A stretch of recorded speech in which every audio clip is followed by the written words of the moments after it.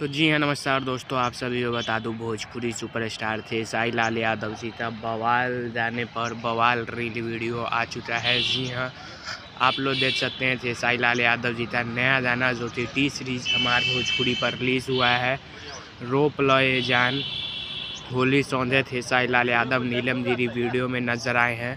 और इसी गाने पर रील वीडियो भी आ चुका है थे साई लाल यादव और नीलम गिरी का। जैसा कि आप लोग जानते हैं, डीजे थे सारी फिल्म में दोनों एक साथ काम कर रहे हैं, लीड हीरो और लीड हीरोइन के रूप में।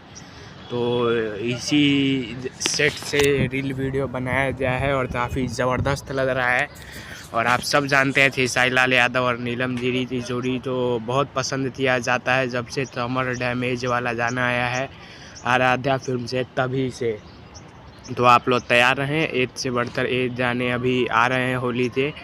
और देखते हैं इस बार होली में तीस्ता डंता रहता है, ज़्यादा दिन अब बचे नहीं हैं। आज 6 तारीख हो गया और धीरे धीरे ये टाइम भी एक सप्ताह में पता चल जाएगा कि तीस्ता इस साल होली में डंता बजा है।